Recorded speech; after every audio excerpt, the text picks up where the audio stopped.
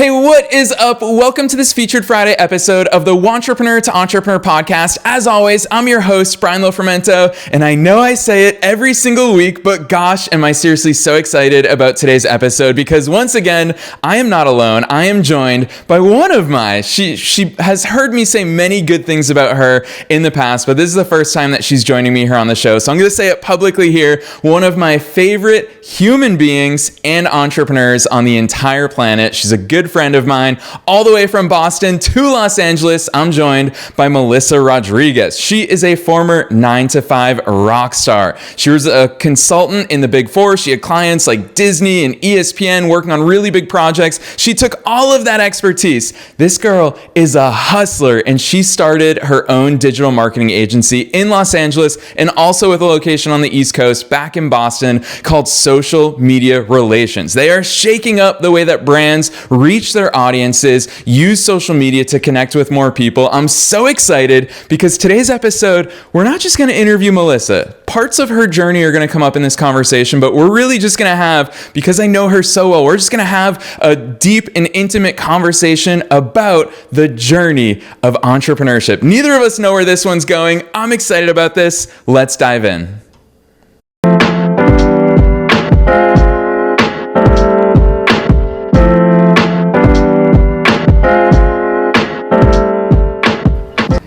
So Melissa, listeners don't know, but I could see you on camera while I was doing your intro. You were still running around hustling. How the heck are you today, Melissa?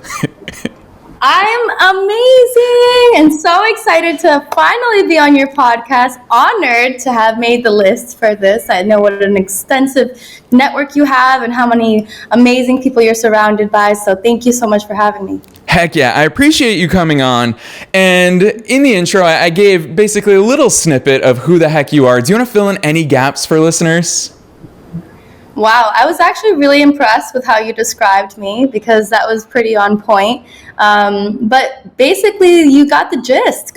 Former corporate employee to entrepreneur, now running my own business and also have a nonprofit organization, Empower Her Sisterhood, where I pay it forward and build a network of women who are looking to build their businesses or thrive in their corporate career.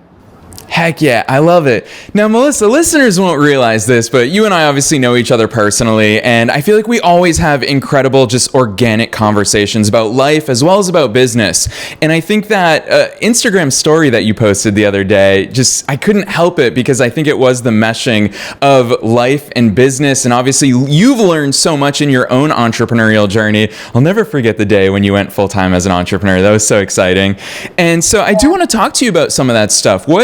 What has been your biggest revelation? If you want to talk to us about 2022 or the last few years in your journey, what are some of those big life and business revelations that you've had?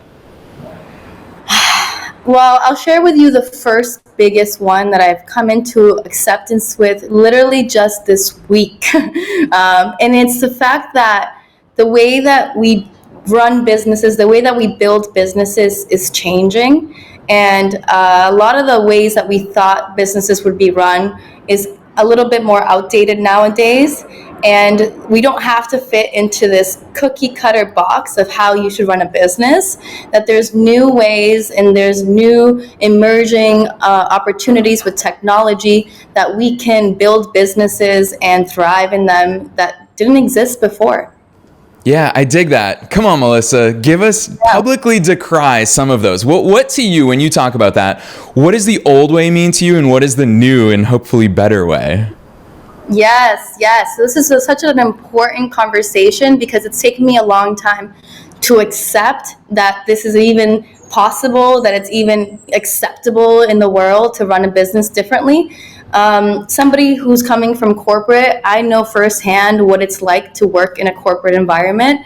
I know what it's like to have your patriarchal hierarchy of bosses, what it's like to check in and out 9-to-5 job, the policies and procedures, the culture that's accepted. And so when I started my business, I thought to myself, like, this is how it has to be, because this is what I came from. I came from an organization where you show up to an office Monday through Friday, where we have really clearly defined systems, processes, SOPs, where the culture is professional and you keep your personal life separate. Whereas now that I've started to build my business and I've seen, the actual realization of that, I've come to understand that this box doesn't necessarily apply to the business that I'm building, and that's okay. I can apply my personal beliefs and my personal successes in life, like the work that I do for alignment, the work that I do for self-development. I can bring all that into my business, and it can thrive in a new and different way. Yeah, I love the fact that you brought up kind of the societal norms and the societal expectations and how we as entrepreneurs, and that's why I think you've always known, as long as I've known you, even when you were still working in the Big Four, you've always known that you're entrepreneurial in spirit. And I think a big part of that is that you've never accepted those societal norms. You've always operated outside of it and had that firm belief, and now you're living it, of thinking, hey, I don't have to play by anybody else's rules. And Melissa, one of the things that I really respected that you put on Instagram the other day that you and I were texting about is really, you brought up success, is around the notion of success and how we're led to believe that success has to look like something. And you and I unfortunately exist in an industry where success is often portrayed as Ferraris and Lamborghinis, but I really like the way that you've continued to show up, and obviously knowing you as a friend, the way that you've continued to show up before you even started this journey is the same way you show up now, which is an appreciation of the simple things. I love on your stories when you're just going for a walk through Los Angeles. Talk to me about that perception of success and how you've noticed, as you've been more and more successful, obviously your agency's doing really well right now, how your embodiment of what success means to you has changed. This is such a good question, and it's funny because you bring up the story that I made around success and what success means for me.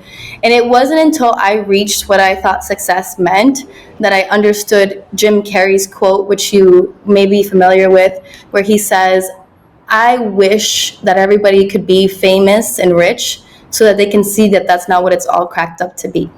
You know that quote? Yeah, I love that. You know me, I'm a huge sucker for good quotes. Jim Carrey's got a lot of them.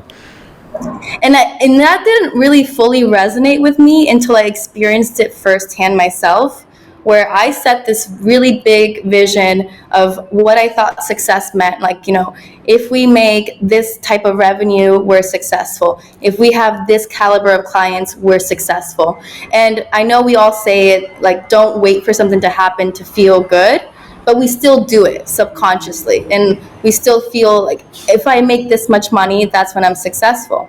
And my business hit a really great point in our trajectory last year, where we made like the big revenue number that I had in mind. We got the big clients that I really wanted, and then what? And then came the headaches, and then came the challenges, and then came the team dynamic struggles. And I realized, wait a minute, like, is this really the definition of success for me? Is working nonstop, basically all day, all night, almost 7 days a week, is that really what success means to me? Even though I hit these numbers, I hit my revenue goal, I hit my client number goal, but I feel miserable and it's draining me. So is that really success? Yeah, I love that you talk about that. One thing in particular that you just called out, which I don't think we have this conversation enough publicly as entrepreneurs. And that's why I'm so glad that you joined me here on air today, so that we are having this conversation in front of a huge audience of people in 150 countries around the world. And we're talking about something that most people won't call out, which is most beginning entrepreneurs think that the more successful you are, the bigger your business gets, the easier it gets, when in fact, I've found time and time again throughout my entrepreneurial journey, the more you grow, the harder it gets. They become different struggles. Yes, you're not necessarily worrying about getting clients and worrying about collecting revenue, but your struggles do change. Whereas, Melissa, how fun was it going back to, day one for us as entrepreneurs? I remember we had no obligations at that point. We could just wake up and do things without the risk of failure because no one was on the other side of it. We didn't have audiences. We didn't have clients. Talk to us about how some of those obstacles and opportunities at the same time have changed and presented themselves along the way. I'll say this. It's interesting because I went in really intensely with my business. Like you and I are very similar in our passion and our obsession. When we get fixated on an idea, we go all in and we become obsessive about it. And that, I think, is an important personality trait for any entrepreneur. I think you need a level of obsession that's a little crazy for you to build something like a business because it takes a lot of work. I think what happens is along the way, you let your ego and your desires dictate your moves. And you become a little disconnected from your desires and what brings you life and passion. And so one of the things that I've learned is to start to become aware when I start to lose that excitement or that passion or that love for work, because I recognize that that's probably not the direction I want to be heading in. And I'm going to get specific real quick for you, okay? When I started my business, it was genuinely all about, can I make money with a business? Can I be an entrepreneur? Like, do I have what it takes? Like, that's the first step that everybody encounters. And then you build a business, you make $2,000 a month, you make $10,000 a month, you make $50,000 a month, maybe one day you make $100,000 a month, and maybe one day you make more. And so then you start to feel confident around the fact that, oh, I can make money, like I have this skill set. But then your values start to shift a little bit because you recognize, okay, I can make money, but am I making money in the things that I love to do? And are the things that I'm providing really bringing the value that I want to bring to the world? So your priorities start to shift a little bit. And it's been interesting because once I proved to myself that I can make massive amount of money, I started to become more invested in the kind of value that I was providing for that kind of money. And I started to ask myself, is the value exchange equal? Am I providing even more value than I'm making? And sometimes we lose a little bit of sight of that because we get a little like our eyes start to glisten and we get excited when we start to see the money roll in. But then our ethics and our moral and our integrity goes back and says, but am I performing? Am I delivering work that is meaningful for the world and going to leave a positive imprint for society moving forward? And you don't think about those things normally when you start a business. Yeah, it's a favorite topic of mine to talk about inputs versus outputs because it is so easy for us, let's face it, we're entrepreneurs, but we're also human beings to look at our own inputs. Am I being rewarded with money? And I've said from day one of the Wantrepreneur to Entrepreneur podcast that money is a natural byproduct of doing good things. It's actually the outputs that come first. If you're outputting good work, meaningful work, work that lifts other people up, then the inputs are inevitable. You will be rewarded for that. But I think one of the things that I want to call you out for, Melissa, that I've always admired about you is I saw a video the other day where it was just a guy talking and he said, the person who loves the journey will always outperform the person who loves the destination. And for you, knowing you as long as I have, I've loved seeing that you have embraced every single part of the journey. And you just alluded to it. At this point, I'd question, is there even a destination for you, or are you embracing every part of the journey? Walk us through your thoughts regarding that process. Woo, I'm embracing it to like the next level. And it's because at an early stage in my life, I understood that the magic of life, I think I read a quote somewhere that said, heaven and hell are the life that you're living right now. And when I read that, I understood my life can be heaven or it can be hell. I can embrace things, or I can reject them and create resistance against what's happening. And I'll give you a really great example. Last year, we had an amazing year. We hit our over seven figure mark that I really, had envisioned for our business. And we were doing very, very well. However, I got a little disconnected because we were growing so quickly. We were in such flow that everything was happening very, very quickly. And I was scaling quickly, and I was hiring experts and all of the best consultants that I could to, provide the value that I needed to provide to my clients.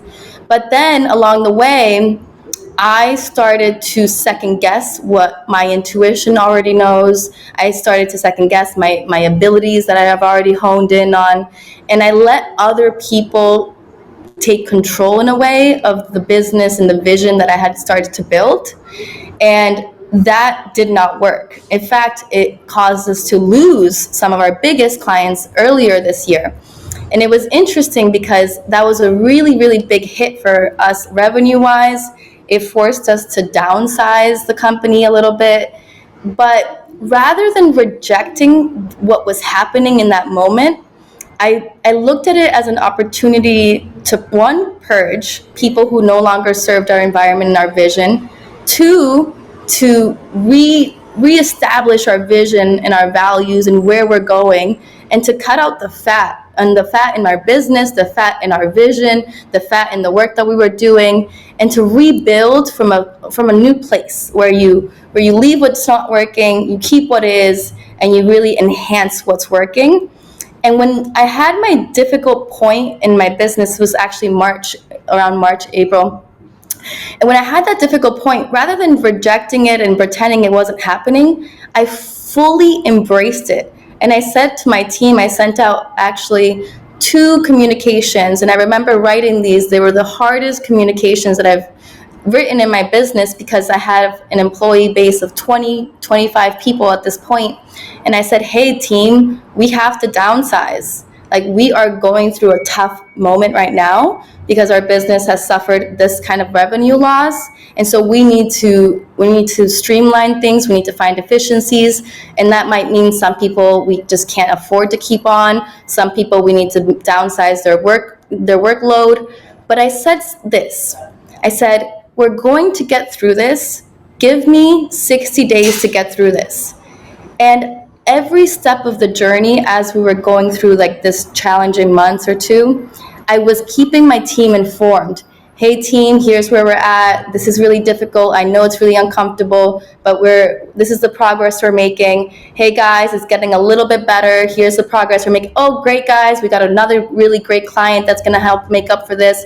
We're doing a little bit better. And so rather than sugarcoating it and pretending that everything was fine when it wasn't, I was really honest about the struggle that we were in, and I was really empathetic to the effect that would be having on our team members and their financial circumstances.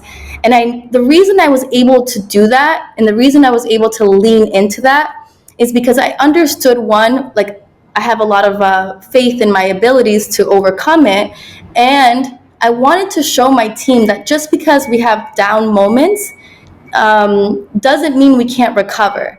But if I don't talk about those down moments, they won't appreciate the moments we get back up again. So I had to really embrace this period of down, and I had to let the whole team feel it, which is a hard thing to do as a leader, because you want to protect your team and you want to sugarcoat things and you don't want them to feel it.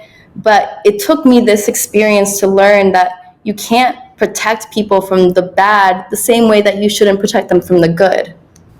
Yeah, Melissa, thank you for sharing that. And to me, what it really shows is you acting like a CEO. And it makes me very proud as your friend to see the fact that you've grown into this role. And one of the terms that you used in that story that you just told us is shedding of the skin. And when you talk about that, whether it's your business needed to shed its skin, your vision needed to shed its skin, what I hear is that, Melissa, you also had to shed your skin. And it's very easy for me to remember all the way back. I'll never forget, you were one of the first people in the City of Angels to open your doors to me. day, and I landed on my feet in Los Angeles without knowing that many people there.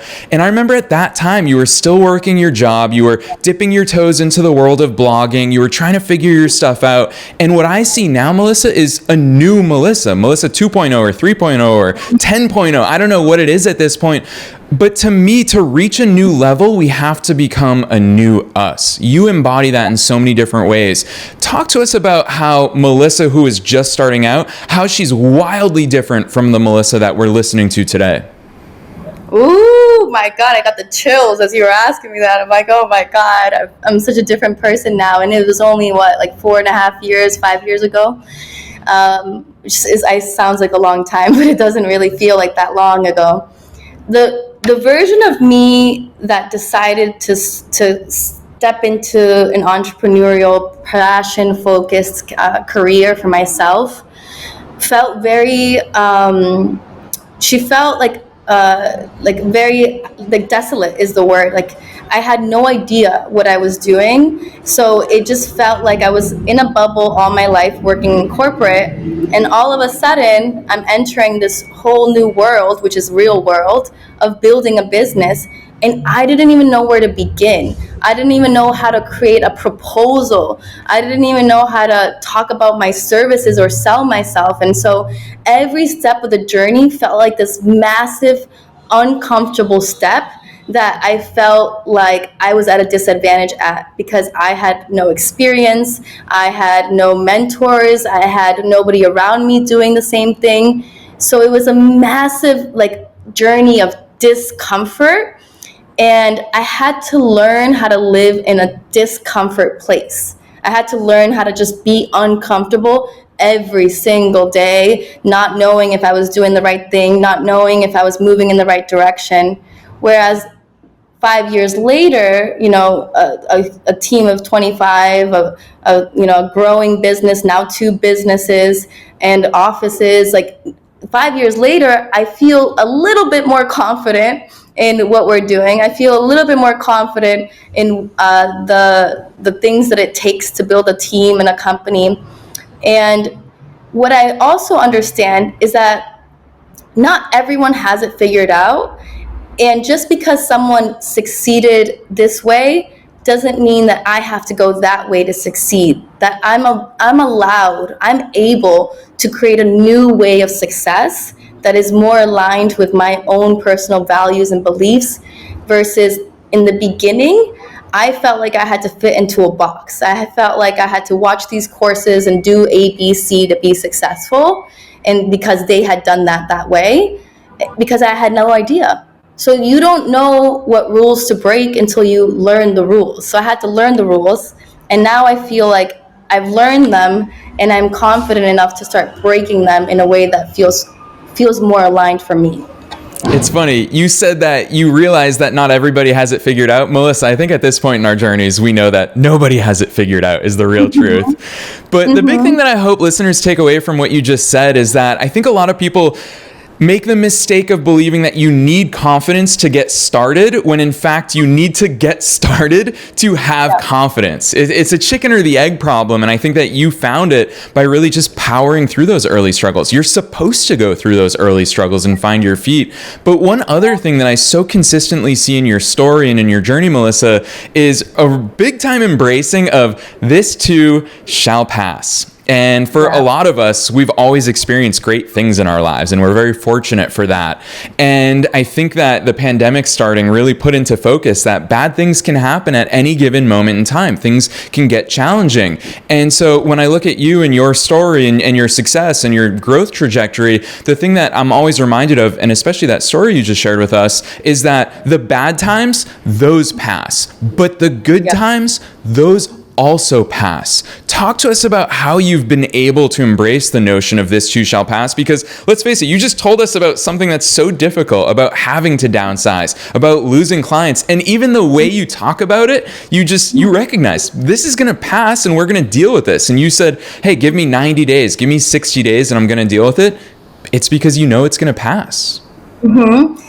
And I think one of the philosophies that I've subscribed to that I think will really surprise you, Brian, about me is actually the Stoicism philosophy that I feel like you probably resonate with as well. And when I discovered that philosophy, it resonated deeply with me. Not all of it, because you probably see I'm definitely an emotional creature, but a lot of it did. And the pieces that resonated with me were that it's a very simple statement, amor fati, loving fate. And it basically means that everything that happens, you understand that it's happening for you, that it's showing up as contrast, but it's trying to show you what direction you need to move into next.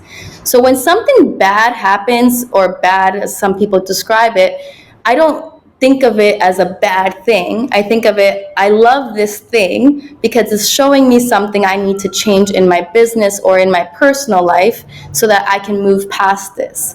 So when you start to recognize in your journey, things are going to go well and things are going to go bad, but all of it is teaching you or showing you something you need to know for the next step, then you can become more neutral to what happens to you. You don't become a victim of your circumstances, and you fall in love with even the bad points. Like when I hit my low points in our few months of business, and we had to survive with less money and we had to survive with less people, I really embraced it, and I really embraced the pain of it, the struggle of it, because I knew that this was just another opportunity for me to show my team what's possible, like how we could get out of a deep hole and come back again, because the rise is so much sweeter with the pain and the struggle.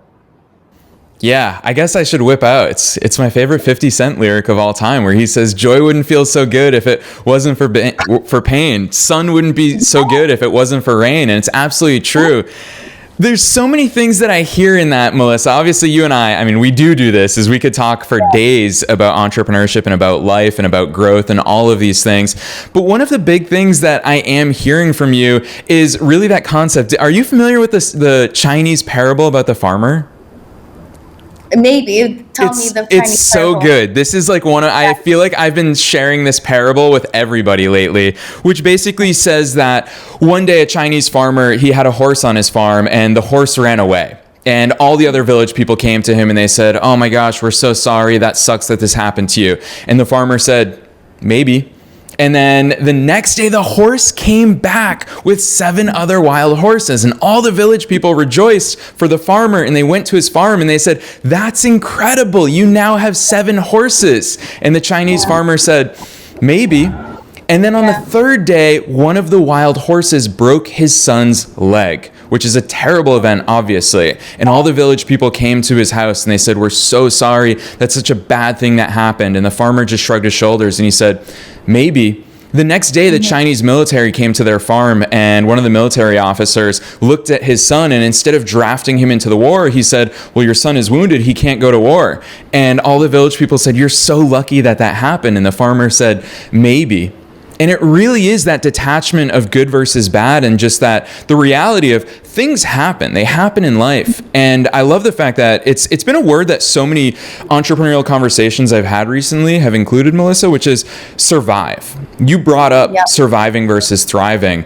And to me, one of the things I always remind myself of when I am in survival mode, which we all go through that in different phases of growth, is that sometimes surviving is great because it forces you to strip away all the excess. It forces you to say, what does it take to survive? Talk to us about your mindset in those moments. What are the things that you focus on, and then the things that you throw away in times of survival? Ooh, this is such a good question, because I think that, and I love that parable, by the way. I had heard it once, but the way you just said it was really much more profound. So thank you for sharing that. And actually, let me say one thing to that story you just said. What that farmer wasn't doing was he wasn't creating a narrative around the things that were happening to him in his life. Often when things happen to us in our life, we create this giant narrative around what it means. Or we feel like we have to dissect it and think to ourselves, okay, well, what does this mean about this? And what does this mean about the future? And rather than just allowing things to happen and allowing things to unfold in the way they're supposed to unfold, we create a narrative which usually then shapes the next thing that happens to us. So if we can stop creating narratives and we can just start allowing life to happen to us and just flowing in life and all the miracle and the beauty and the down, we'll find that we're having a much funner experience because we're not becoming prisons to stories. So that's one big thing that I keep in mind.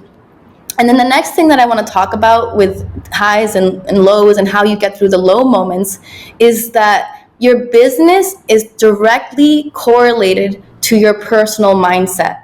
And I know you know this, Brian. I can see you. You're like smiling. I know you know this, right? Your business is directly coordinated to your mindset. When I was going through my low moments, or right when I felt like I was about to hit those low moments, because we all have intuition and we all feel something's going to happen very soon, I saw it coming. So I started to equip myself with a number of different coaches that could support me in my journey in different ways. I got a business coach. I got a money coach. I got a relationships coach. I got, a personal energy coach, like my energy levels. I hired all these people before I knew I was about to go through something difficult, because I knew that in my low moments that I would need to have a support system, and that support system would probably be my best investment yet. And through that support system, I was able to identify the superfluous things in my life, the incongruencies around the things that I was saying and the things that I was doing. And I was also able to keep my stamina and my energy levels and my determination up so that my team could feel the confidence through the difficult moments. So it was less about actually shedding as it was about preparing for a difficult moment. Because the shedding will happen naturally. Like, people will leave. Like, you will go through a period where people just start to feel the itch, and the moment they feel like things are getting bad, people will jump ship. And that's actually such a beautiful blessing, because it, helps you clear out the people that don't belong in your organization. But then it also forces you to take a hard look at your expenses and where you're spending money and what's important and what's not important. And there's a little bit of relief that comes with that minimalism mindset of what do I really need right now? Because when you build again, now you're building from a stronger foundation than before. Yeah, so many nuggets of genius in there, Melissa. One thing that I really hope that listeners heard through all of that, and definitely go back and listen to that answer, is when Melissa talks about narratives, it reminds me of the quote, "We don't see things as they are, we see things as we are." It's such an important thing. And Melissa, I want to push you just a little bit. I know we're starting to wrap up this conversation, which you and I could go for days, and I'm totally going to peer pressure you to come back on soon, Melissa. But I do want to push you a little bit, because I love that you shared with us that in those experiences of working with so many outside sets of eyes, you realized, holy cow, there's a lot of superfluous things in my life. What are some of those things that surprised you as to made you question, why are those things a part of my life? Yeah, it's interesting. I think in the beginning, this is so important, okay? You have to know your personal traumas. Okay, and I'm gonna go somewhere that is probably gonna open a whole new can of worms, but we'll keep it going later. So in the beginning, I had a lot of inner work that I had to do for myself, and so one of my personal wounds that I had to heal was the feeling that I needed a lot to survive or to do well. Like, and that goes to things, and that goes to personal assets, even like the little assets to the big assets, emotional support. I felt like I needed a lot of people. I feel like I needed a lot of stuff.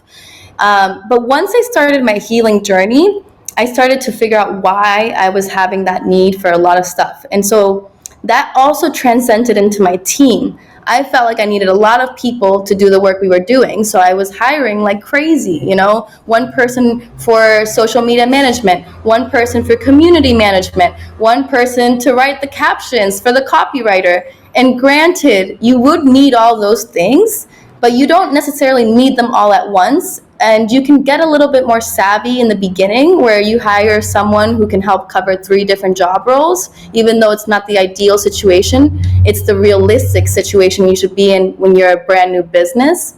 And so the first big level tip that I would give any entrepreneur is make sure to incorporate self-development into your journey as you're building your business, because what you will find is that your bad habits, your traumas, your blockages, whatever you have inside of you is going to trickle into your business. So if you have money blocks, that's going to trickle into your business.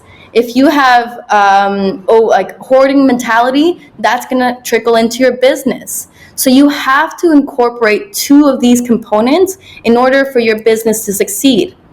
My money coach said to me, Melissa, you will only ever make as much money as your worst employee. Oh my gosh. And I was like, oh my gosh, I need to fire so many people right now, right? Because we forget that, the people we hire, they bring their energy and they bring their wounds and their traumas into your company as well. And so you have to be very conscious of who you are, what your blocks are, but also who you're hiring and what energy they're bringing into your company. So you just want to be very meticulous about just not being superfluous in the people you bring on or the tools that you feel like you need. Yeah, and I'm going to extrapolate that even beyond that, because for all of you who are listening to this thinking, well, Melissa, I don't have employees. What Melissa's talking about also pertains to your friend group, also pertains to who you're close to, who you're spending your time with, who you're calling on the phone and interacting with. If everybody in your life is complaining about their spouse, is complaining about their job, these are the influences. Be super controlled. I've seen it change for Melissa over the years. Melissa has seen it change for me over the years, that we are so controlling. Trust me, when I say this about both Melissa and myself, we are incredibly controlling about what we let enter our domain. And so that's why you guys have all heard, I've had Mark Zimmerman here on the show, former pro soccer player who's my business partner in our fitness company together. He is very controlled about all of those things, including what goes into his body.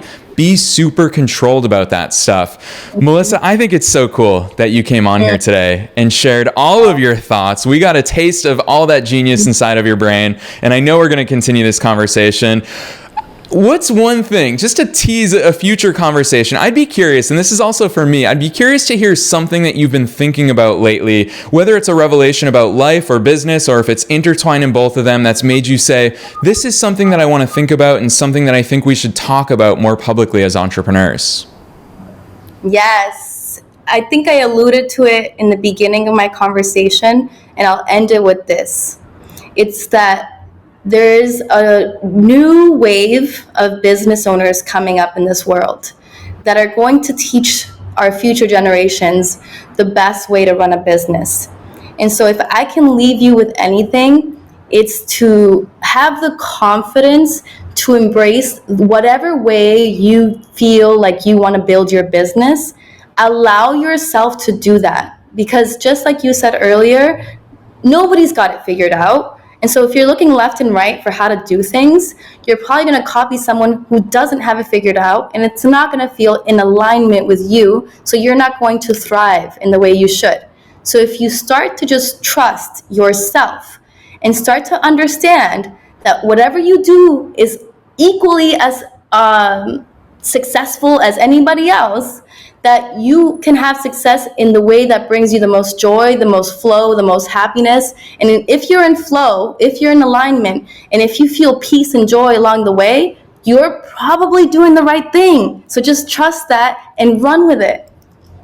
I love that advice. And I want to point out, nobody has grown an agency the way that Melissa Rodriguez has grown an agency. Nobody can grow an agency the way that you've grown it, Melissa. And that's why for every single listener, no one has built a business the way that you, and uniquely you, can grow a business. So go out there and do it your way. Melissa is a perfect embodiment of that. I invite you guys, and I'm going to throw the floor open to you, Melissa, to tell people where to go. But in addition to your business link and all that fun stuff on the web, I invite everybody, find Melissa on Instagram because she is living this stuff that she's talking about. So follow her personal account. I think there's a lot of power in following successful entrepreneurs, people who are living the way that they're talking, they're practicing these things, so you can see how they show up in the world. So with that said, Melissa, tell listeners where they can learn more about you and your businesses.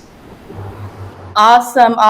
Well, I would be honored to have any of you listeners follow my journey on Instagram. My Instagram handle is Melissa RINC, and I hope to see you there. Let me know you saw this podcast video so I can say hello. Heck yeah. Thank you so much for coming on the Wantrepreneur to Entrepreneur podcast, Melissa. Thank you, Brian.